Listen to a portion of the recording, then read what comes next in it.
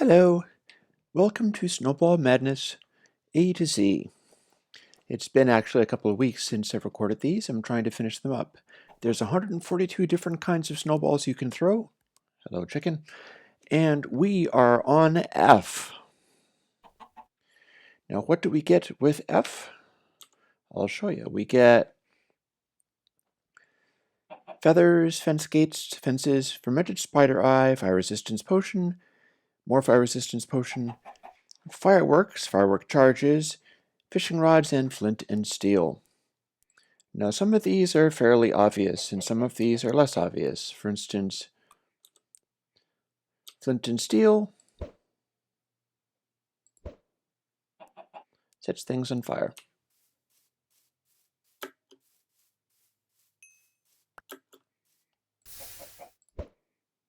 That's about all that does. It can be useful enough, I suppose, because you can reuse it. It's not like it's going to run out. That is fairly direct. Now, feathers, that would depend, I guess, on what you're aiming it at.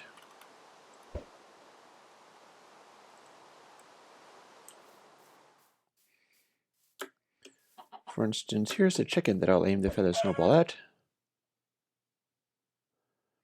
As you can see, the feather made the thing go, oh, hello, here's something else that we can aim the snowball at.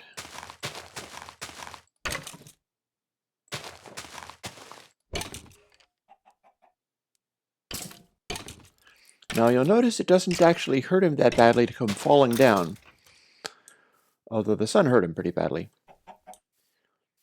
And here we have a cow.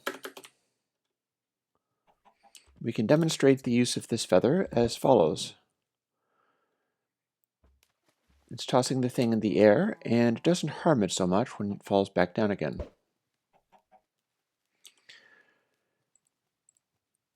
Now we can also power these, for instance with this nether star. If we do that, it's a little harder to get some range on it, but we get some pretty serious height going on.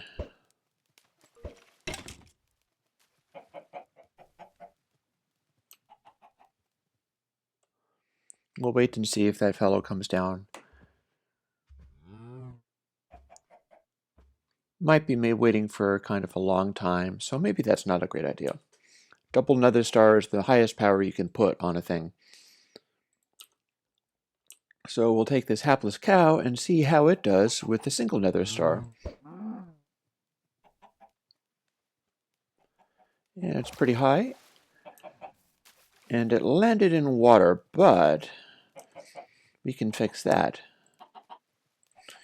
Here is a fishing rod snowball.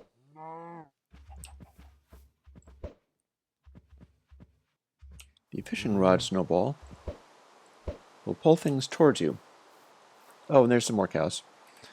And bear in mind that when you do use the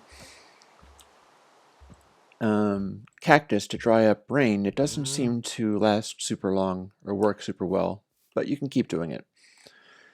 So here we are with the extremely powerful feather, and as you can see, the cow landed safely. The feather cushions your fall. Now that's not to say that it's necessarily perfect. There may still be ways to cause things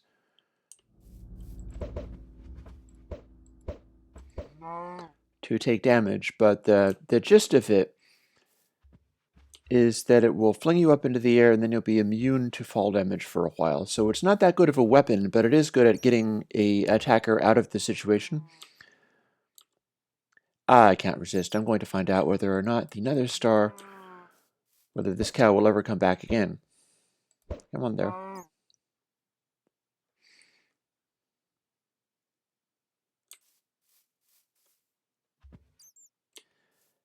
And sure enough, it fell right back down again.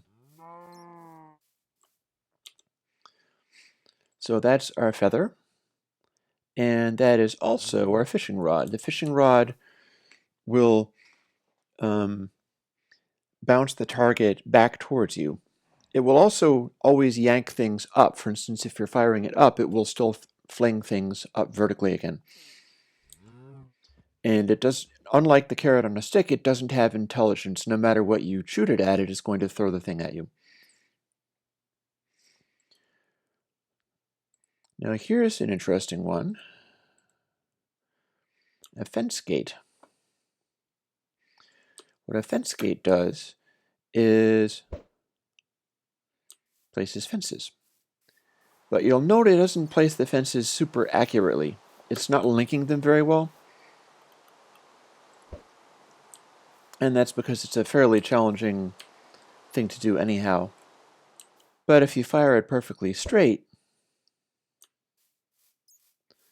you can go some ways towards creating... Oh, look, that one even sealed up the fence. You can go some ways towards doing that, and it also doesn't instantly start it directly on top of you. Now, if we can do that, that gives you fences, so we might ask, what does a fence do? And the answer is fairly obvious. It does what all kinds of projectile-like things do. And that is a knockback effect. It's not a super powerful knockback effect, but it's more powerful than, say, a stick. And I think we can also power them up. Let's find out. Yep, that's definitely powered up. You'll notice it's doing the same thing that the feather did. It's flinging things in the direction and protecting them from fall damage to a certain extent. So there's that. We've got potions. Power will expand the range of what the potion does. And if you wonder what the potion does, well, it's fairly simple. We've got the 3-minute version. That is producing a sphere of fire blocks. It's not a solid area. It's a ring if it lands on a surface. And that means it fires off. Oh, and I guess we'll let the water put that out then. Thank you.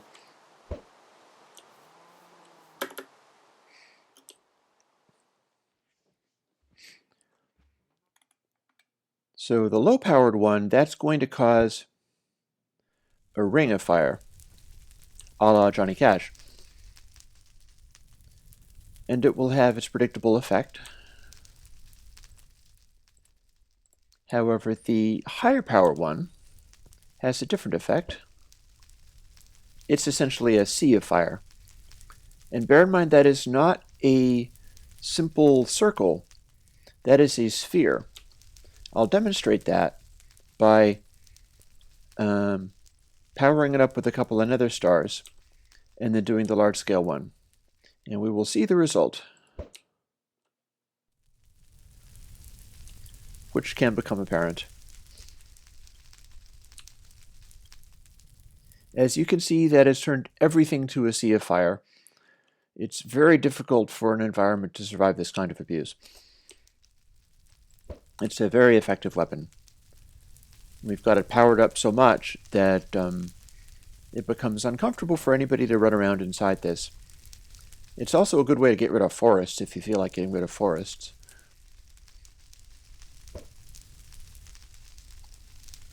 You can fire it, and any possible block that can sustain a fire block will produce one. Let's see, getting on towards darkness, so what we'll do is use our clock snowball to get us back into daytime again.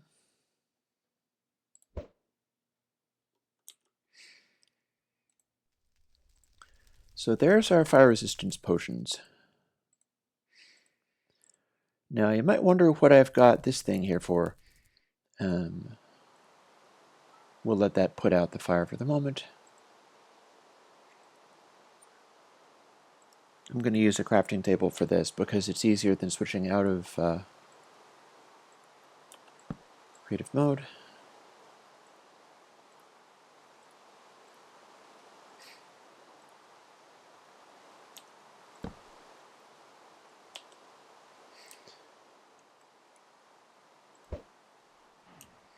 We'll shut off the rain and experiment with this device. What we have here is a firework rocket. That's what I made out of the gunpowder and the paper. Now these are fairly accessible. You can get this fairly easily. Before I do that, I should illustrate that you need a firework star to make it into a real firework. And if you have a firework star, it does the same thing that I believe a blaze rod does.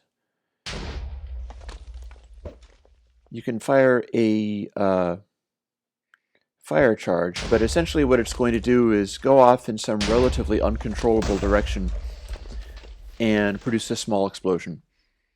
These are also possibly problematic because they can veer off and go off into the sky or whatever and wind up stuck somewhere. And if you spam too much of these, like with multiplier snowballs or whatever, then there's the possibility that the server is not going to be happy because it'll have a million sort of hanging firework charges somewhere. So we'll throw that away and place the firework rocket. Now you may ask what that does. Well, notice I'm not flying, I'm on the ground. Well,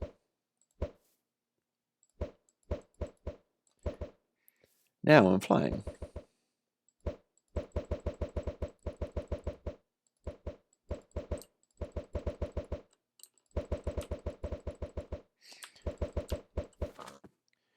Now one thing this device does is you can power it up. It's a good way of getting vertically, but the amount of thrust that you get depends upon how close you are to the ground. Now, by the same token, it's also going to relate to where you're aiming. So if you aim straight down, it's kind of trying to direct you down.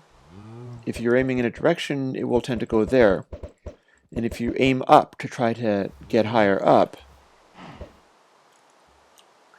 that's going to tend to cause you to hover higher in the air. This is dependent upon the server reporting what you've just done, so lag is not your friend here. You want to be doing this in a situation where the server is not freezing out, but you have a certain amount of protection in that you get a certain amount of resistance from fall damage. It tries to neutralize your fall damage as soon as it fires, so if you fire near to the ground, you've just taken your fall damage back to 0 again. Now we can also speed or power these, and if we do, it becomes a lot more powerful. It can become so powerful that it's challenging to even navigate, so you don't necessarily want to hyper-superpower these things. For instance, we'll test out whether the nether stars are also doing the same, and obviously they do.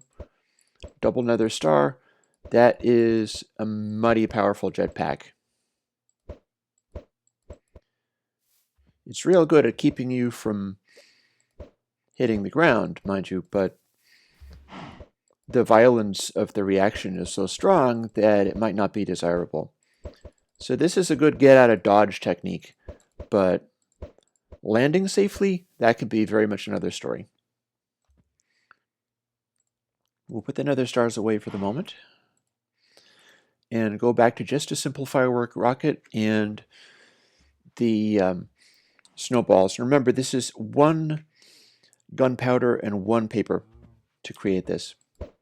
As you saw, we could go way up in the air with the previous one. With a single one, you have to just spam the shots, and it won't let you go terribly high in the air. You'll also leave a trail of explosions behind you, so you can be seen scooting through the air like that.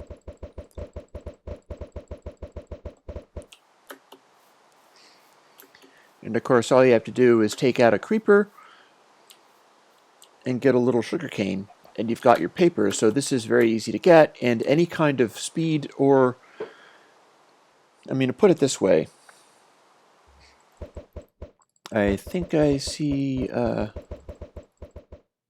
actually, what am I doing? I thought I saw oak trees over there where I could get apples, because of course you get apples from oak trees. But that gives us sugarcane. If you can get sugarcane, you can also get sugar, which I guess isn't there. There it is. And if you had one thing of sugar, and these are accessible, this is not like you have to go to the nether for this. Your jetpack just became that much more effective. And then if you had double sugar on your jetpack, now we're starting to get very effective indeed. And as long as you can come in close enough to the ground and fire close enough to the ground without lag attacking you, it's relatively safe to deal with. You're swooping in for a landing, basically. You might take a certain amount of damage, probably not all that much. In fact, I'll even demonstrate that.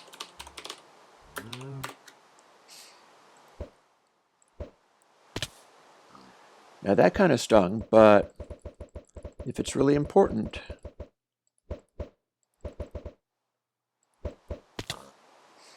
you can get somewhere and get the hell out of Dodge. And not take a lot of damage in your landing. Might help to aim down and sort of come in for a high-speed landing rather than aim up and be bouncing up and down too much.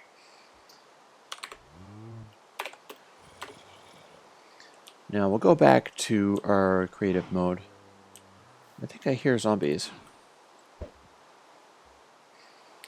We'll turn off the rain with the cactus.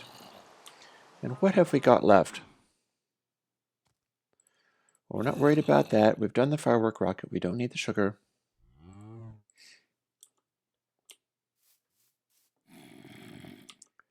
So it looks like we've done the feather, we've done the fence gate, we've done the fence.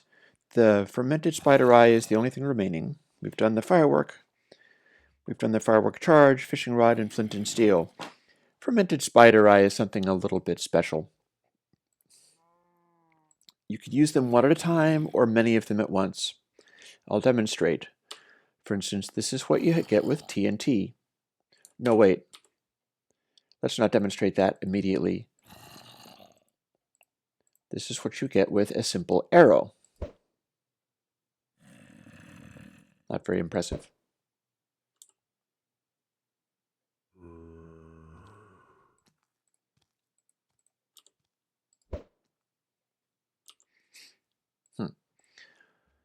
Okay, well, the arrow thing didn't work quite as well as we wished. I could try a fence post.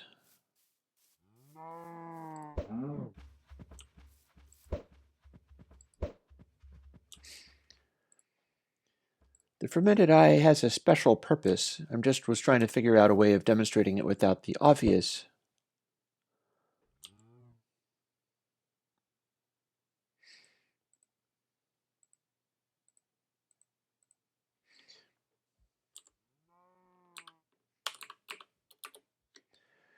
Maybe it didn't want to do that with me in creative mode. I wonder.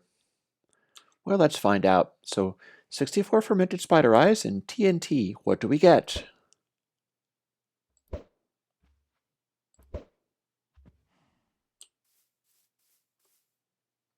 Not a lot, apparently.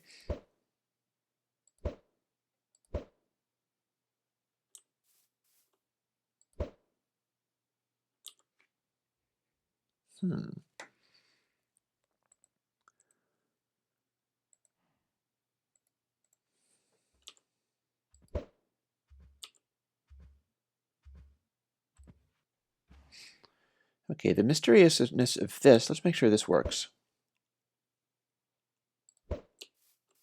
Oh, interesting.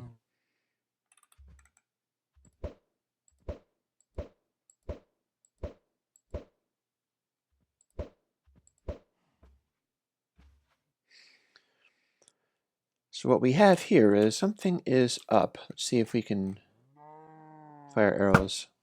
Arrows are fine.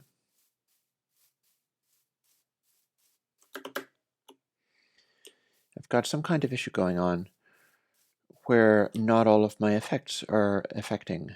Here is TNT, here is the spider eye, there is snowballs, and aha!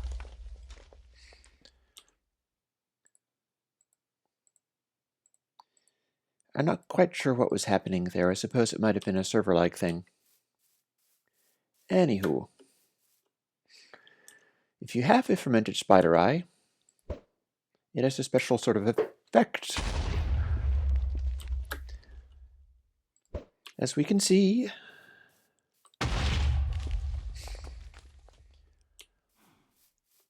it has this magical little way of firing a snowball back at you with whatever is on top of it. And that can, in fact, operate as follows. Let me get out of the tall grass here. And off it goes, and then back it goes again, and boom.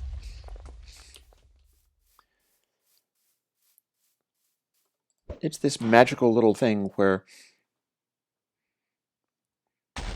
it reflects the shot back at you. Now, why is that amusing? Oh, it's amusing for things like this.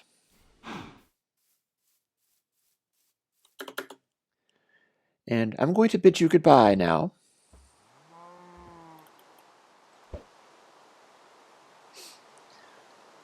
Give my regards to the other people on the server. 64 fermented spider eyes in a stack. Now remember, you can stack snowballs. Snowballs can, you can fire many things, like for instance, if I had 16 snowballs off of this, we'd get a rather big mess, because we've just fired 16 TNTs, and of course we can keep doing that all day long. So the gag here is basically asking yourself, gosh, fermented spider eye, I wonder what this does.